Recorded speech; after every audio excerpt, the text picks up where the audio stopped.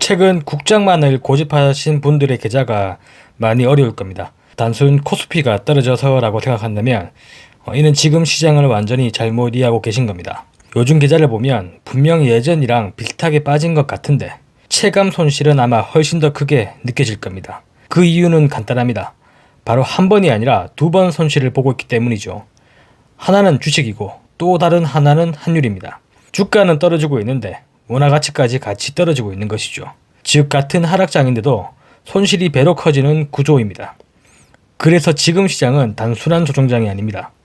돈의 기준 가치가 바뀌고 있는 시장입니다. 그래서 오늘 영상에서는 이 돈이 이동하는 과정을 소개하고자 합니다. 네, 반갑습니다. 미주광입니다. 오늘도 ARM 로빈후드 아마존 투자 종목 계좌부터 공개하도록 하겠습니다. 먼저 첫 번째 ARM 수익 현황입니다. 수익률 11.9%, 수익금 약 470만원입니다. 두 번째 로빈후드 수익 현황입니다. 수익률 마이너스 33.1%, 수익금은 마이너스 약 1380만원. 세 번째 아마존 수익 현황입니다. 아내 계좌, 자녀 계좌, 법인 계좌를 모두 합산한 아마존의 수익률은 마이너스 7.23%, 수익금은 마이너스 약 510만원입니다. 지금 주식시장에 이상한 일들이 동시에 발생하고 있습니다. 달러는 강한 흐름을 유지하고 있고 원달러 환율은 높은 구간에서 움직이고 있으며 유가 역시 상승 압력을 받고 있습니다. 그런데 한국 시장은 계속 밀리고 있죠. 이 네 가지를 따로 보면 이해가 안 되지만 하나로 묶어보면 답이 나옵니다. 달러 강세 흐름, 환율 상승 압력, 유가 상승, 한국 증시 약세. 이 네 개는 서로 연결된 하나의 흐름입니다. 달러가 강해진다는 것을 단순 환율 문제로 보면 안 됩니다. 달러의 강세는 전 세계 돈이 어디로 이동하고 있는지를 보여주는 신호가 됩니다. 보시면 지금 글로벌 자금은 점점 미국으로 이동하고 있습니다. 왜냐하면 불확실성이 커질수록 사람들은 가장 안전한 자산을 찾기 때문이죠. 그리고 그 역할을 하는 것이 바로 달러입니다. 여기에 금리까지 높게 유지되고 있습니다. 금리가 높은 상태에서는 위험을 감수하기보다 안정적인 이자를 받을 수 있는 자산으로 돈이 이동합니다. 결국 달러는 더 강해지고 글로벌 시장의 이동성은 점점 줄어들게 됩니다. 자, 그럼 실제로 돈이 어떻게 움직이느냐? 이걸 이해하는 것이 중요합니다. 먼저 첫 번째는 신흥국에서 자금이 빠져나갑니다. 다음 두 번째, 주식과 같은 위험 자산에서 돈이 빠져나와 안전한 현금이나 채권으로 이동합니다. 마지막 세 번째, 전체 시장의 유동성이 줄어들게 됩니다. 이 세 가지가 동시에 일어나면 시장은 상승이 아니라 압박을 받게 되는 것이죠. 그래서 지금 시장이 계속 올라가지 못하고 중간중간 꺾이는 흐름을 보이는 것입니다. 그런데 이번 시장은 여기서 끝나지 않았습니다. 바로 유가가 같이 움직이고 있기 때문이죠. 유가가 상승하면 물가 상승 압력이 다시 올라갑니다. 그러면 중앙은행은 금리를 쉽게 내릴 수가 없게 되죠. 중앙은행은 금리를 내리지 못하면 자금은 계속 묶이게 되고 시장에는 돈이 돌지 않게 됩니다. 결국 지금 시장은 금리는 높은 상태로 유지되고 달러는 강세를 유지하며 유동성은 계속 압박을 받는 구조가 만들어지고 있습니다. 이 세 가지가 동시에 작용하는 구간은 시장 입장에서는 상당히 불리한 환경입니다. 자, 그렇다면 한국은 왜 더 크게 흔들리고 있을까요?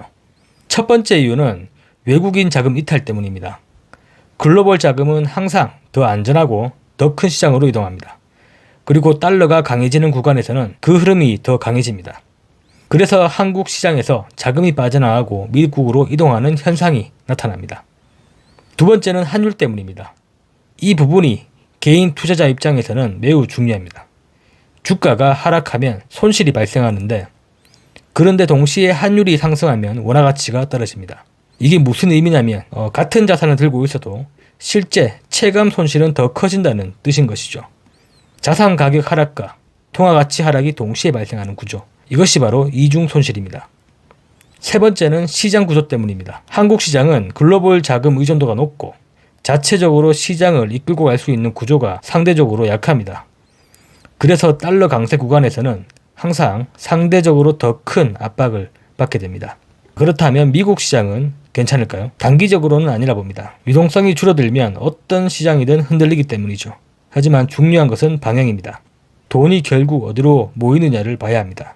결국 글로벌 자금은 미국으로 이동합니다. 그래서 미국 시장에서 매우 심한 양극화가 나타나는 것이죠.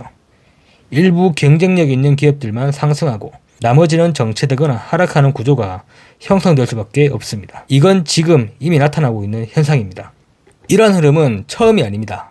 달러가 강해지는 시기에는 항상 비슷한 패턴이 발생하는데 신흥국에서 자금이 빠져나가고 미국으로 자금이 이동합니다. 결국 위험자산은 흔들리고 안전자산은 상대적으로 강해지는 구조가 만들어지죠. 실제로 1997년 아시아 금융위기 당시에도 달러 강세 속에서 신흥국 자금이 빠져나가며 시장이 크게 흔들렸고 2008년 글로벌 금융위기에서도 달러가 급등하면서 전 세계 자산이 동시에 압박을 받았습니다. 그리고 2022년 금리 인상과 함께 달러가 강해지면서 성장주 중심으로 시장이 크게 흔들린 경험이 있습니다. 이처럼 이 패턴은 여러 번 반복되어 왔습니다. 그래서 지금 상황도 완전히 새로운 것이 아니라 흐름의 연장선으로 볼 수 있습니다. 그렇다면 지금 시장은 어떠한 위치에 있느냐? 저는 과거와 완전히 같지는 않다고 생각합니다. 바로 지금은 AI라는 성장 요소가 존재하기 때문이죠. 그래서 전체 시장이 무너지는 형태가 아니라 선택적으로 움직이는 시장이 나타나고 있습니다. 일부는 올라가고 일부는 계속 눌리는 구조입니다. 그래서 어느 때보다도 더 어렵게 느껴지는 요즘입니다. 자, 정리해 보겠습니다. 지금 시장은 달러 강세 흐름, 환율 상승 압력, 유가 상승, 그리고 한국 시장 약세가 동시에 나타나고 있습니다. 이건 단순한 조정이 아니라 돈의 기준이 바뀌고 있는 시장인 것이죠. 그리고 지금 가장 중요한 질문은 무엇을 살 것이냐가 아니라 어느 통화에 있어야 하는 것인가입니다. 지금은 자산 선택보다는 통화 선택이 더 중요한 시기입니다. 그리고 그 답은 명확합니다. 바로 달러 자산이죠. 오늘도 긴 영상 시청해 주셔서 감사합니다. 구독과 좋아요는 저에게 큰 힘이 되어줍니다. 감사합니다.